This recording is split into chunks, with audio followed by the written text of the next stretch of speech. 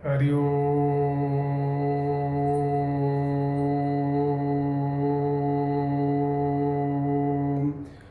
ओम सहना भवतु सहनो भुनक्तु सह वीर्यं करवावहे तेजस्विनो अवधीतमस्तु मा विद्विषावहे।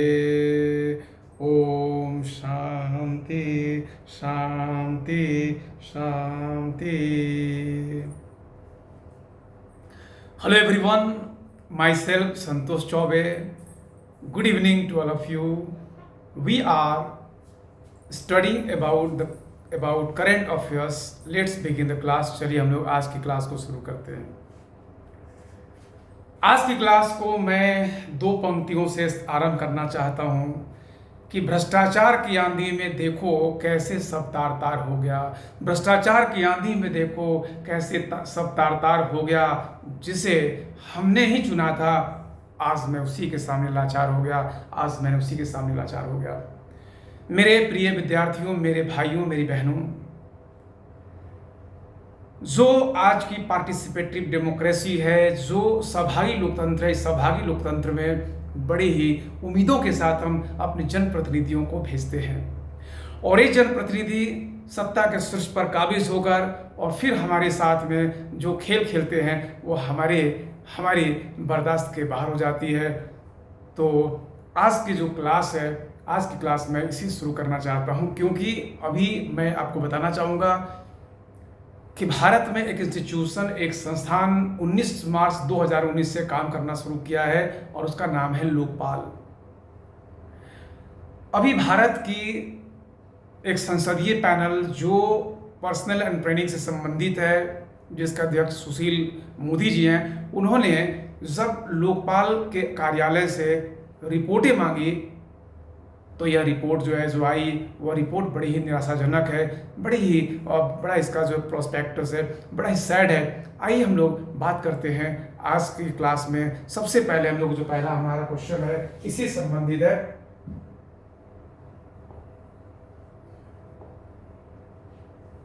इससे संबंधित आज का आपका क्वेश्चन है,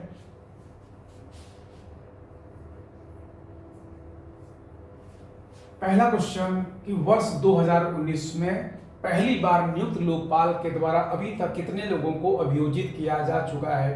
how many persons have been prosecuted from the Lokpal right from its first appointment in 2019. चार विकल्प आपके पास है. A 11, B 23, C 65 और D इनमें से एक भी नहीं या कोई भी नहीं. आपको अपने जो आंसर है वो कमेंट बॉक्स में टाइप करना है और तब तक मैं आपको इसके बारे में बता देता हूँ. अभी जैसा कि मैंने क्लास आरंभ होने के पहले ही कहा कि committee of parliament was constituted under Sushil Modi and that committee demanded report from the Lokpal office. उसने लोकपाल के कार्यालय से जो रिपोर्ट मांगी वो रिपोर्ट बड़ी निराशाजनक हुई और रिपोर्ट यह थी कि कितने केसेस आपके पास आए और जो है कितने लोगों को इसमें प्रोसिक्यूट किया गया. तो मैं बताऊं कि लोकपाल ऑफिस से जो वहाँ पे रिपोर्ट आई है उस रिपोर्ट के आधार पर कुल मिलाकर के 19 मार्च 2019 से लेकर के अभी तक जो इसमें लोगों के ऊपर जो यहाँ पर मामले आए वह मामला आया आपको 8,703 मामले आए. 8703 मामले आए और उसमें 90% मामलों को यहाँ पे मैं बताऊँ कि इसको आगे बढ़ाया नहीं जा सका, क्योंकि लोकपाल कार्यालय का यह मानना रहा कि इसमें से 90% ऐसे मामले थे जिन मामलों की फॉर्मेटिंग, उनका जो प्रारूपण है वो सही तरीके से नहीं किया गया था, वो सही प्रारूप में नहीं था, इसलिए उसको एक्सेप्ट ही नहीं किया गया. जो बाकी बात 10% मामले बच गए, मतलब लगभग 850 मामले. मैं बताना उस मामलों में सिर्फ 3 मामलों में पूरी तरीके से छानबीन हुई और जहां तक अभियोजित करने की बात है, प्रोसिक्यूट करने की बात है, nobody has been prosecuted till date. आज की तारीख तक लोकपाल के द्वारा किसी भी व्यक्ति को अभियोजित नहीं किया जा सका है. अब मैं आपको एक बहुत बड़ी बात बताने वाला हूँ. अगर हम लोग पिछले बजट की बात करें तो पिछले बजट में 197 करोड़ रुपया एलोकेट किया गया था इस ऑफिस को। अब आप समझ लो इतना पैसा हम हर साल हम लोग भारत के जनता की खून पसीने कमाई को हम लोग दे रहे हैं, और इसके बाद भी वहाँ पे रिजल्ट या परिणाम जो है शून्य है।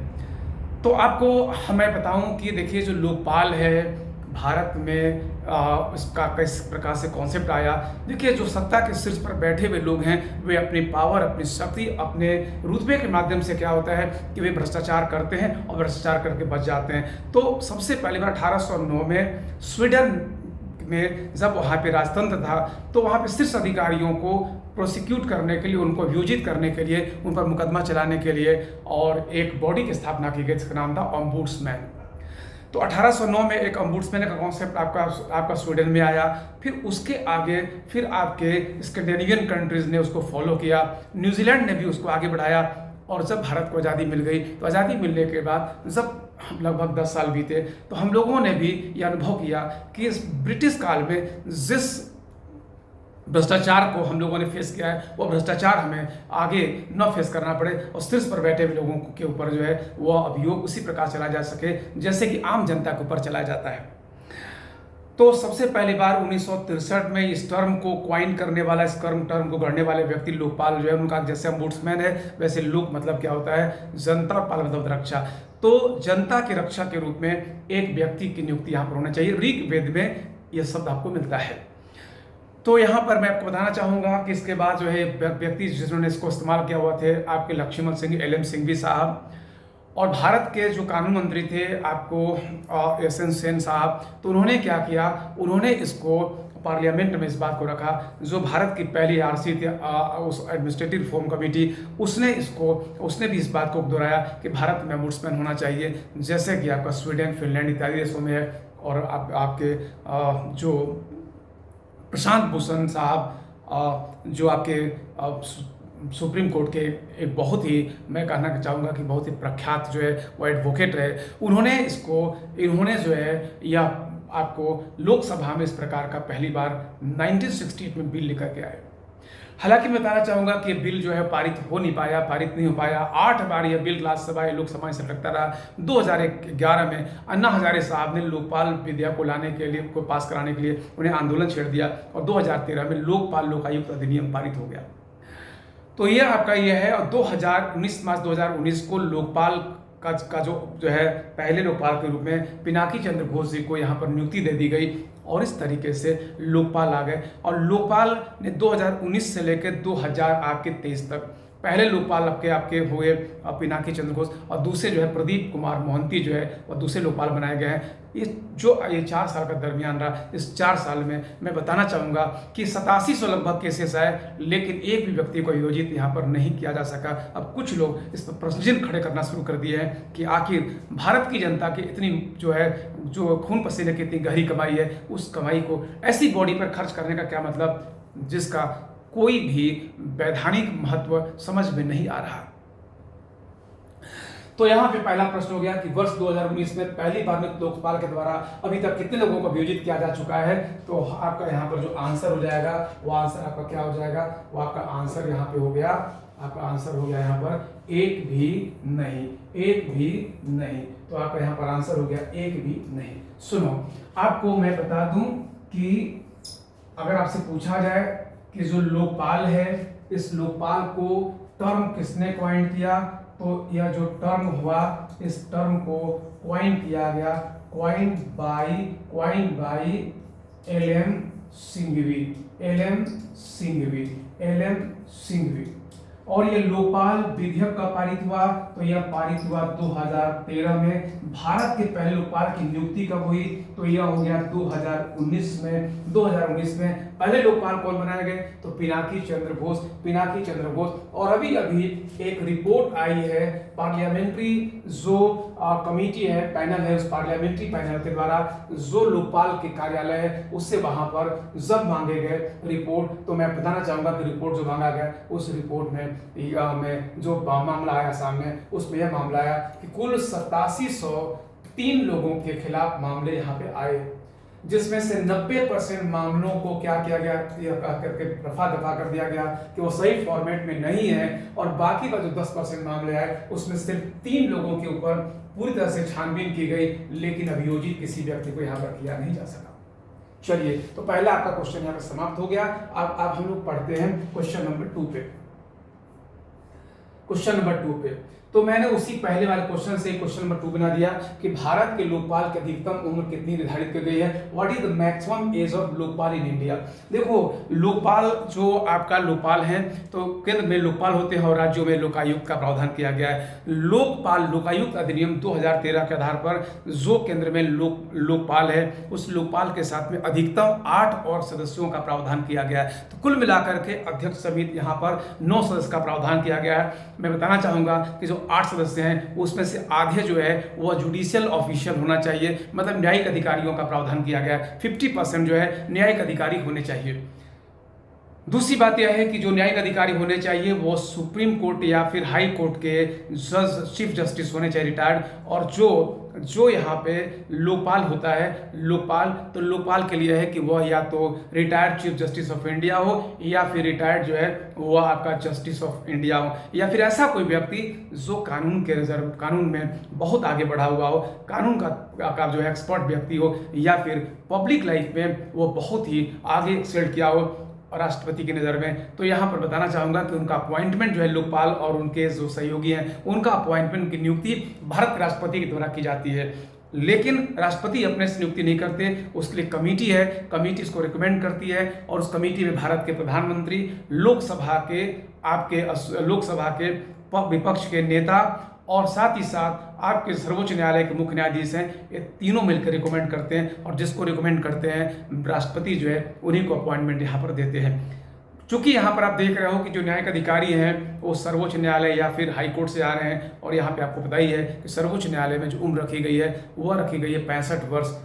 तो जायज़ बात है कि यहाँ पर अगर 5 साल कोई व्यक्ति जो लोकपाल के रूप में काम करता है 5 ईयर के लिए, तो यहाँ पर उसकी अधिकतम जो उम्र रखी गई है 70 साल रखी गई है। तो आपको यहाँ पर क्या क्वेश्चन हो गया कि भारत के लोकपाल की अधिकतम उम्र कितनी निर्धारित की गई है, तो आंसर हो जाएगा यहाँ पे 70 ईयर, 70 साल। मतलब आपका यहाँ पर जो विकल्प सही हो गया, जो विकल्प सही है वो विकल्प आपका हो गया बी, विकल्प हो गया आपका बी सही हो गया कि भारत के लोकपाल की अधिकतम उम्र कितनी निर्धारित की गई है, तो आंसर हो जाएगा 70 ईयर अर्थात 70 साल। चलिए, अब हम लोग आते हैं अगले क्वेश्चन के ऊपर।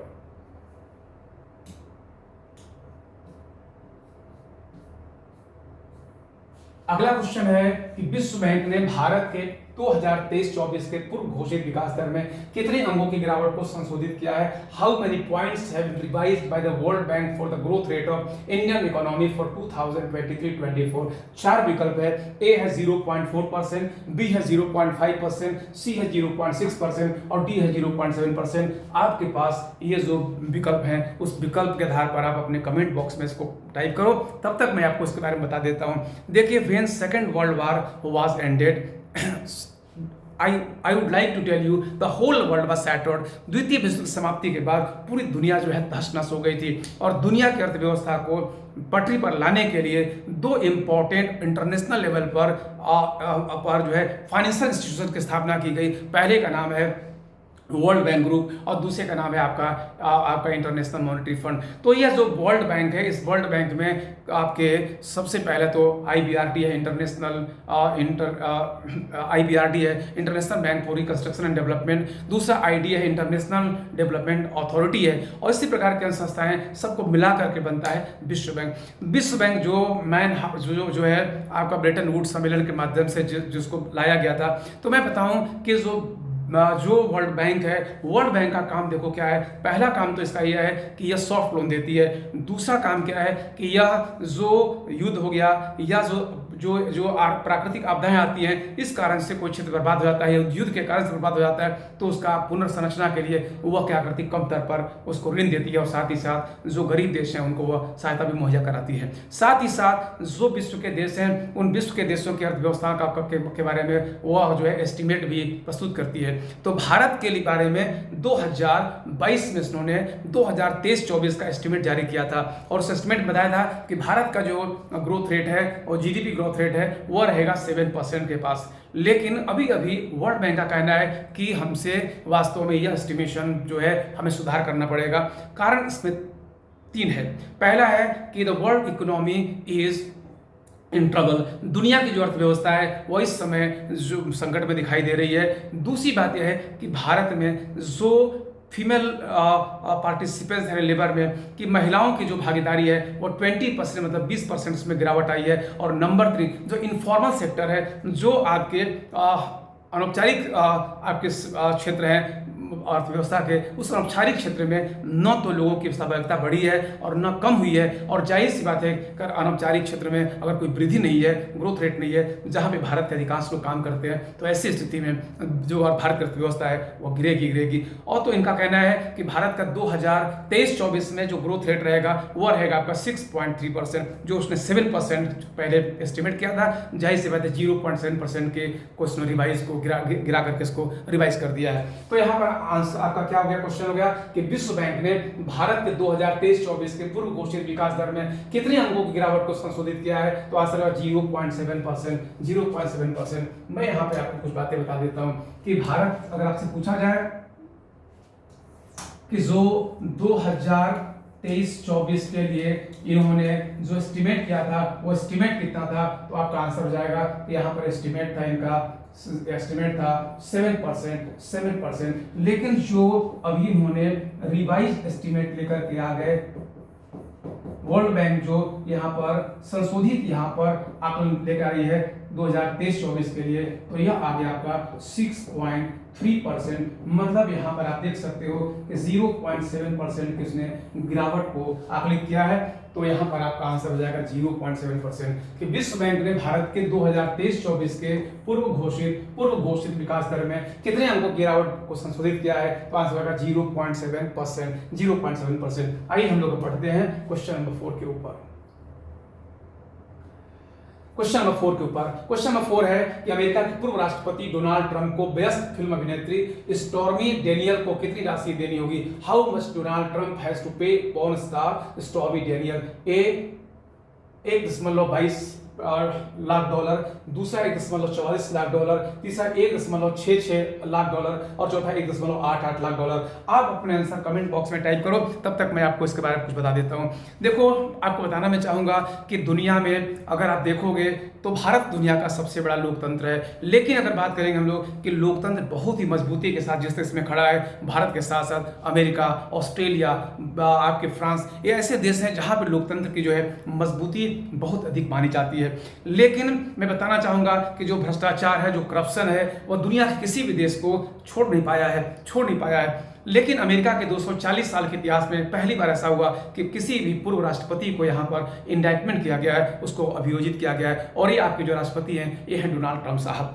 अमेरिका के जहां तक सिटिंग प्रेसिडेंट की बात है तो उनके ऊपर इम्पीचमेंट का महाभियोग जो है 3 राष्ट्रपतियों के ऊपर लगाया जा चुका है। सबसे पहले 1968 में जो जॉनसन साहब थे उनके ऊपर महाभियोग आया था। जो अमेरिका महाभियोग आता है वो आता है आपका हाउस ऑफ रिप्रेजेंटेटिव्स में, और सीनेट क्या करती है उसकी इंक्वायरी कराती है। तो यहाँ पर और फिर वहाँ पर वोटिंग होती है। तो जो आया था इसके जॉनसन के ऊपर 1868 में, वह तो आपको बताना चाहूँगा कि सभा के माध्यम से पारित हो गया था, लेकिन सीनेट में वो गिर गया था। इसी प्रकार से 1998 में आपके मोनिका लेविंस्की के मामले को लेकर के जो मामला आया वो आपको आया था आपको बिल क्लिंटन के ऊपर, लेकिन वो मामला भी उसमें भी उनको अभियोजित नहीं किया जा सका। इसी प्रकार से इम्पीचमेंट जो है 2019 में डोनाल्ड ट्रंप के ऊपर आया, फिर 2021 में आया, लेकिन उनको यहाँ पर इंडाइटमेंट या उनको अभियोजित नहीं किया जा सका। लेकिन बताऊँ आपको कि अमेरिका के इतिहास में पहली बार ऐसा हो गया, किसी राष्ट्रपति को यहाँ पर अभियोजित किया गया है, और साथ ही साथ पूर्व राष्ट्रपति के ऊपर को अभियोजित किया गया है, और उनके ऊपर जो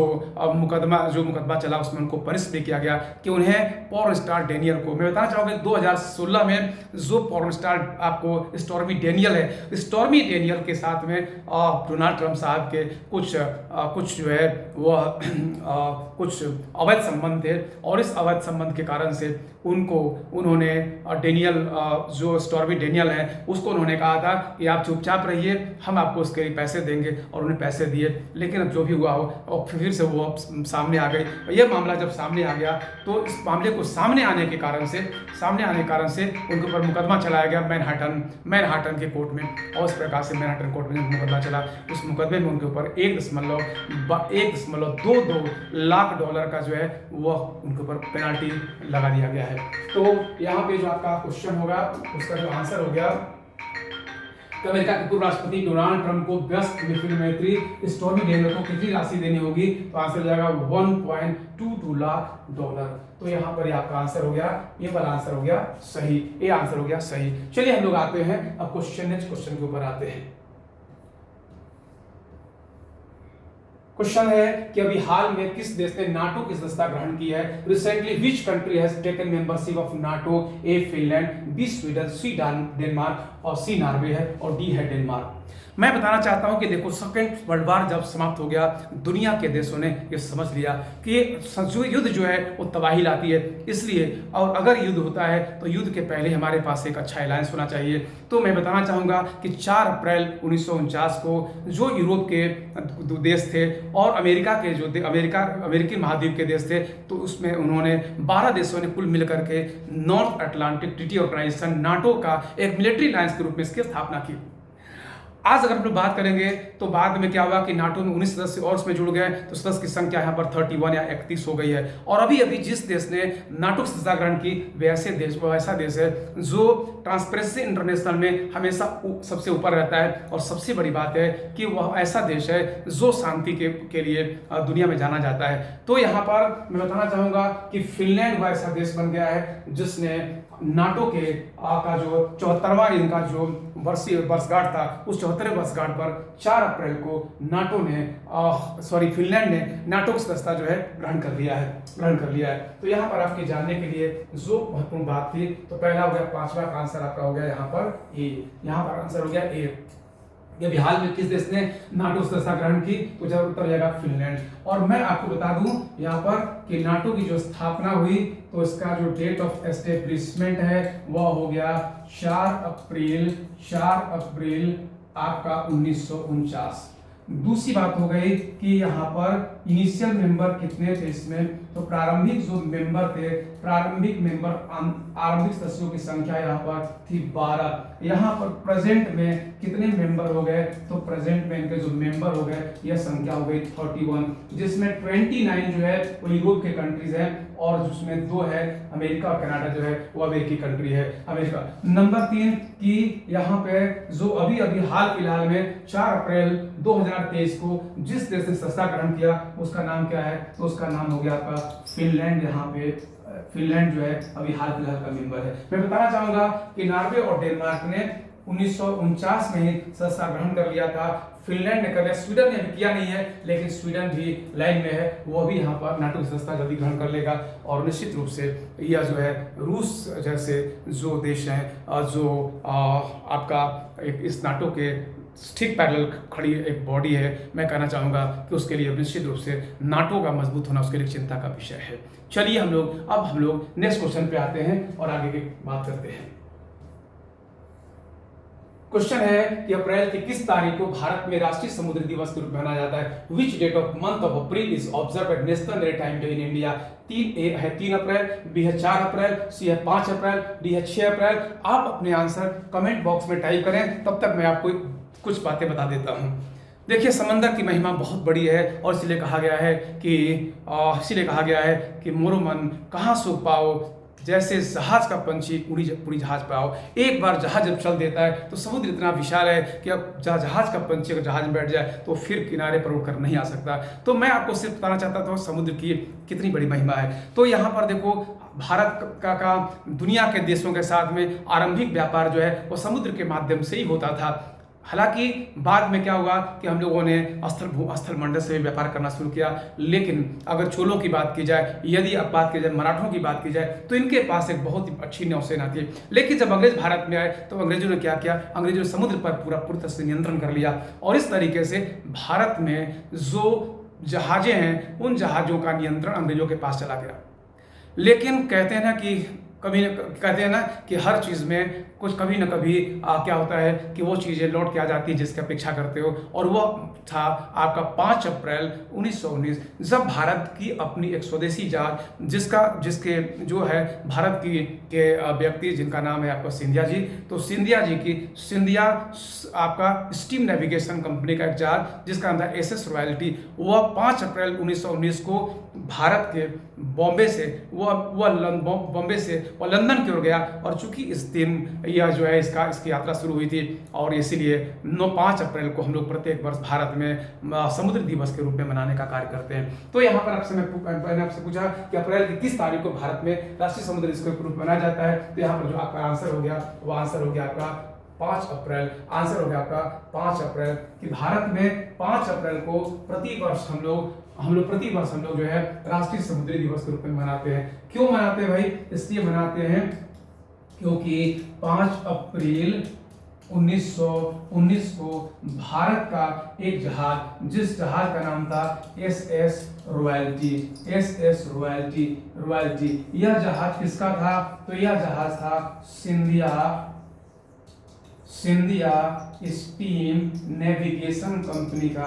सिंधिया स्टीम नेविगेशन कंपनी का यह जहाज था, और यह जहाज जो है यह बॉम्बे से लंदन की ओर गया, और चूंकि यह भारत के समुद्र के मार्ग में मतलब जहाजरानी के हम लोग कहेंगे कि इतिहास का एक बहुत बड़ा दिन है, और यही कारण है कि 5 अप्रैल को भारत में प्रत्येक वर्ष राष्ट्रीय समुद्री दिवस के रूप में हम लोग मनाने का कार्य करते हैं। आइए हम लोग आते हैं अब नेक्स्ट क्वेश्चन के ऊपर।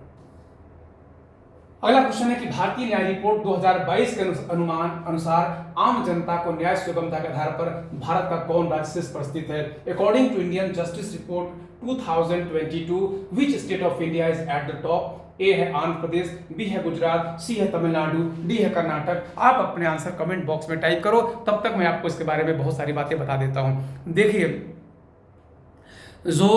जो टाटा समूह है उसकी एक बॉडी है, उसके माध्यम से भारत में 2019 से न्याय सुगमता किस राज्य का अच्छा है उसके रिपोर्ट जारी किए जाते हैं। तो मैं बताना चाहूँगा कि न्याय सुगमता का मतलब क्या हो गया? कि न्याय सुगमता का मतलब हो गया कि जस्टिस इज टू जस्टिस, मतलब कि किस आम जनता को किस में कहाँ पे जनता जो है वह बहुत आराम तरीके से न्याय की प्राप्ति हो जा रही है। तो मैं आपको बताना चाहूँगा कि यहाँ पे उसका जो रिपोर्ट आई है उस रिपोर्ट में कहा गया है कि इस लिस्ट में सबसे ऊपर में 1 नंबर पर है आपका कर्नाटक, दूसरे नंबर पर है तमिलनाडु, तीसरे पर है गुजरात, और चौथे पर है आंध्र प्रदेश। तो यहाँ पर बताना चाहूँगा कि भारतीय न्याय रिपोर्ट 2022 के अनुसार जनता को न्याय सुगमता के आधार पर भारत का कौन राज्य शीर्ष पर स्थित है? तो यहाँ पर आंसर हो जाएगा आपका हो जाएगा डी। आंसर आपका हो जाएगा यहाँ पे डी का मतलब हो गया, डी का मतलब यहाँ पर हो गया एक आपका पहले कर्नाटक हो गया, 1 नंबर पे कर्नाटक, 2 पे तमिलनाडु, 3 पे गुजरात और 4 पे आंध्र प्रदेश। और यहाँ पर आपको एक बात मतलब बड़ी ही मार्क करने वाली है, बड़े ही मतलब मैं कहूँगा दुख की बात है कि आप देख रहे हो यह सारे के सारे राज्य या तो पश्चिम भारत के हैं, या फिर ये राज्य जो हैं वो दक्षिण भारत के हैं। भारत के उत्तर भारत का कोई भी राज्य यहाँ पर दिखाई नहीं दे रहा है। तो यहाँ पर यह बात हो गई। दूसरी बात बता दूं आपको कि अगर आपसे पूछा जाए कि इस छोटे राज्यों में मतलब जिसकी जनसंख्या 1 करोड़ से कम है, इसमें कौन राज्य शीर्ष पर है? बताना चाहूंगा, इसमें है आपका सिक्किम जो है इसमें शीर्ष स्थान पर स्थित है। तो भारतीय न्याय रिपोर्ट 2022 के अनुसार आम जनता को न्याय सुगमता के आधार पर भारत का कौन सा राज्य शीर्ष पर स्थित है? यहाँ पर आंसर हो जाएगा कर्नाटक। और यदि पूछा जाए कि 1 करोड़ से कम जनसंख्या वाला कौन सा राज्य यहाँ पर शीर्ष पर है, तो आंसर हो जाएगा आपका सिक्किम। आंसर हो जाएगा सिक्किम। चलिए हम लोग अब आते हैं लास्ट क्वेश्चन के ऊपर। भारतीय न्याय रिपोर्ट 2022 के अनुसार भारत में पुलिस में महिलाओं की भागीदारी कितने प्रतिशत है?